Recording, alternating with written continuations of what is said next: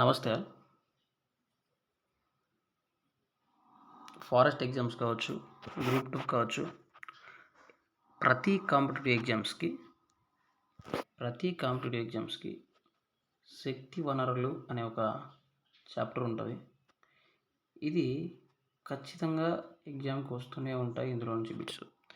నువ్వు ఎంత ఈ ఎగ్జామ్ అని రాయబ్బా! ఇది ఖచ్చితంగా వస్తాయి. ఇందులో నుంచి యాక్చువల్లీ నేను తెలుగు అకాడమీ ఫాలో అవుతాను. ఈ తెలుగు అకాడమీ నుంచి కొన్ని బిట్స్ తీశాను అక్కడ చదివిన తర్వాత. తెలుగు అకాడమీ బిట్సే అక్కడి నుంచి తీశాను. కొంచెం జాగ్రత్తగా చూడండి, గుర్తెట్టుకోండి, ఇంపార్టెంట్. ఓకే.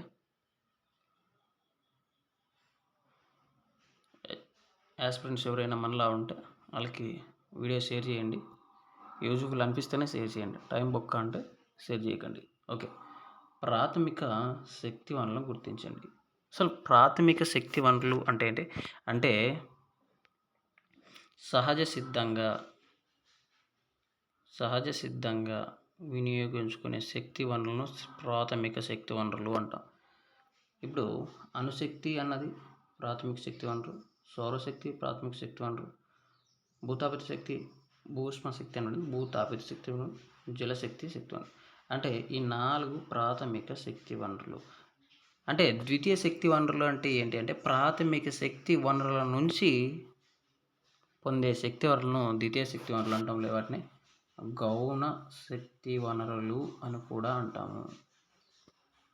ఓకే. ఇది గుర్తుపెట్టుకుని, ఇది మొన్న అడిగిన బిట్, ఇది ఫారెస్ట్ సెక్షన్ ఆఫీసర్లు అడిగిన బిట్టు. తెలుగు అకాడమీ నెగ్లెక్ట్ చేయకండి. తర్వాత నెక్స్ట్ క్వశ్చన్,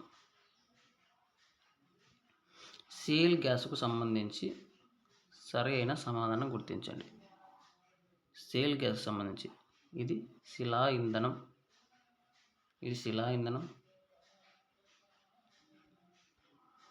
ఇది దీని గ్యాస్ శక్తి వనరుగా పునరుత్పత్తి శక్తిగా పరిగణించబడుతుంది. ఇది ఆన్సరు. అదే ఆన్సర్. ఓకే. ఇంకా మళ్ళీ ఎందుకు సోతి చెప్పుకోవడం. అణుశక్తికి సంబంధించి సరి అయిన సమాధానం ఏంటి? అణుశక్తికి సంబంధించి సరైన సమాధానం ఏంటి? అణుశక్తికి సంబంధించి సరైన సమాధానం ఇందాక చెప్పుకున్నాం. అణుశక్తి అన్నది ప్రాథమిక శక్తి వనరు.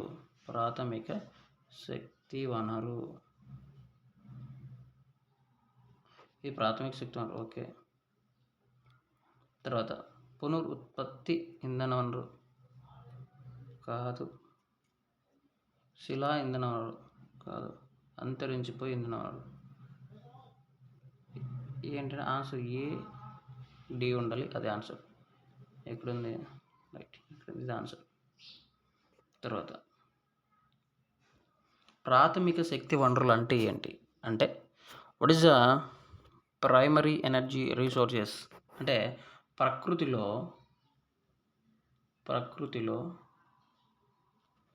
సహజ సిద్ధంగా లభ్యమయ్యేవి.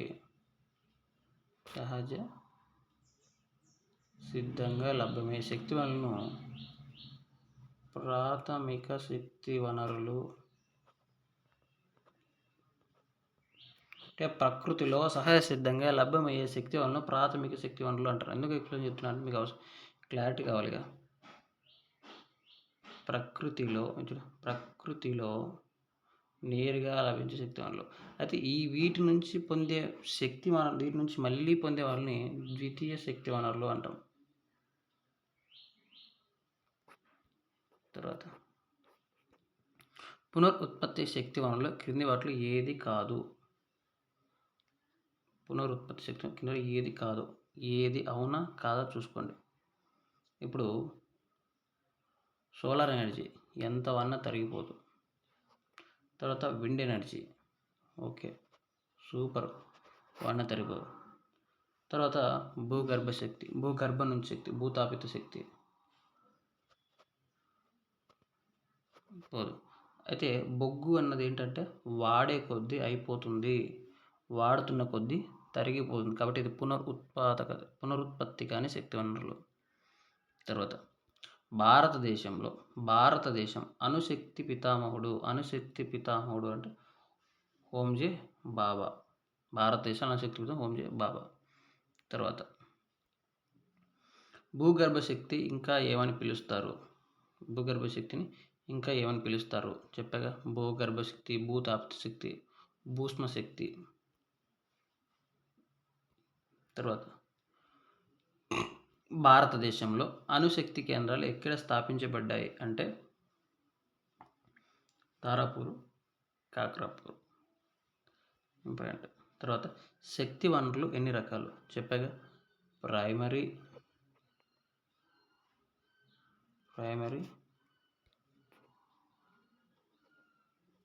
సెకండరీ, 2 రకాల బా.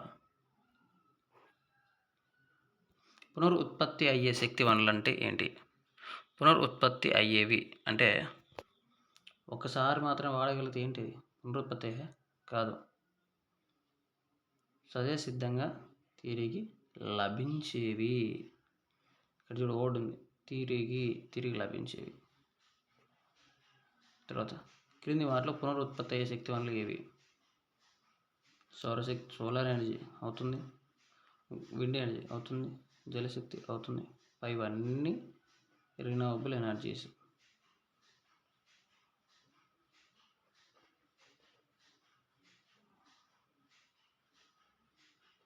Renewable energies. పునరుత్పత్తి శక్తి వనరులు పునరుత్పత్తి కాని శక్తి వనరులు ఒకటి. ఇది అవుతుంది. బొగ్గు కాదు కదా, కోల్ అన్నది వాడే కొద్దీ తరిగిపోతుంది. ఇది పునరుత్పత్తి కాని శక్తి వనరు.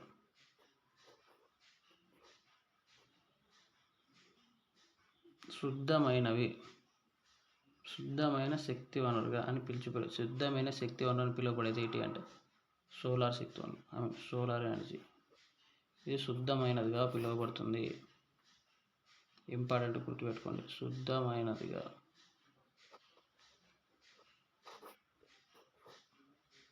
భారతదేశంలో అత్యధికంగా వినియోగించే శక్తి వనరు ఏంటి? బొగ్గులో కూడా మనకి బొగ్గు పర్సంటేజ్ని బట్టి ఆంథ్రోసైట్, బిటిమైట్, పీట్ ఇలా తీసుకుంటాం. లిగ్నైట్ ఒకటి ఒక క్వాలిటీని బట్టి తీసుకుంటాం.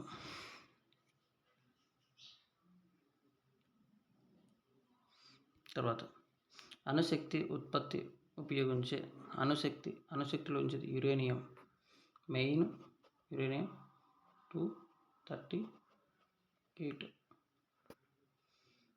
అన్ని ప్రీవియస్ బిట్లో బా. భూగర్భ శక్తి ఏ వనరుగా పరిగణించబడుతుంది? భూగర్భ సేవ అంటే పునరుత్పత్తి శక్తి. మొన్న అడిగాడు, నేను కన్ఫ్యూజ్ అయ్యాను. భూగర్భ శక్తి, భూతాప్త శక్తి. తర్వాత పెట్రోల్ మరియు డీజిల్ ప్రధానంగా పొందబడే ఏటి అంటే భూగర్భ ఖనిజ నూనె అని చెప్పుకుంటాం. వీటిని రాతి నూనె నుంచి తీసుకుంటాం.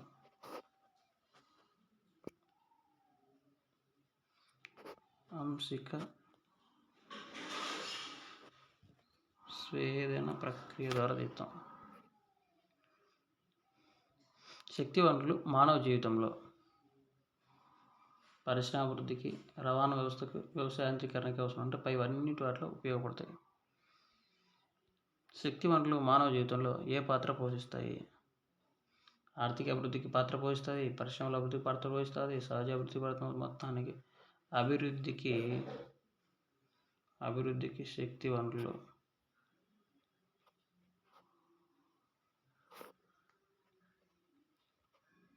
అవసరం.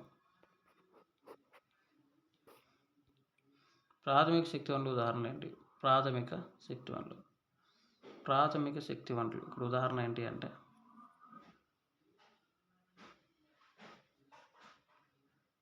డైరెక్ట్ పొందేది ఒకటే, మిగిలినవన్నీ ఈ 3 మళ్ళీ సెకండ్ టైం పొందాం. అందుకే వీటిని ద్వితీయ శక్తి వనరులు అంటాం.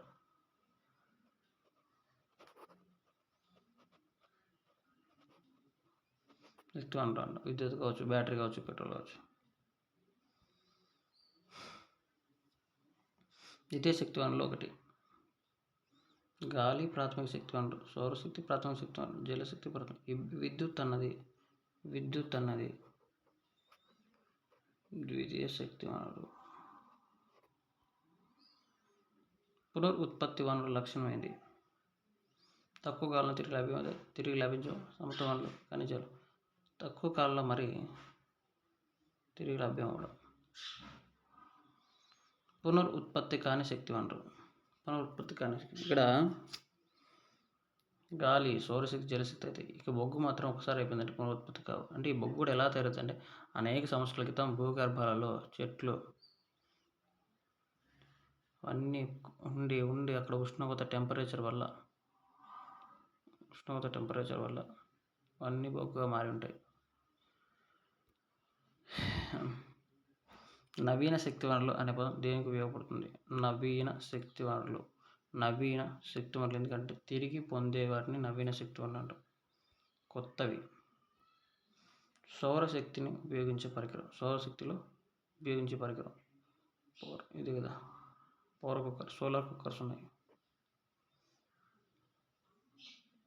ఇంత సింపుల్గా అడుగుతారంటే చెప్పలేము.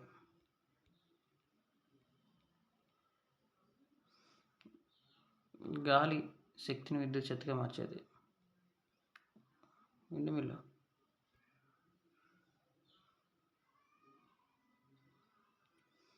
జలశక్తి వనరులు ముఖ్యంగా ఏ స్థలంలో ఉంటాయి? నదుల మీద ఉంటాయి. అణు కేంద్రాలలో ఉపయోగించే ఖనిజం యురేనియం. చెప్పేదా 238.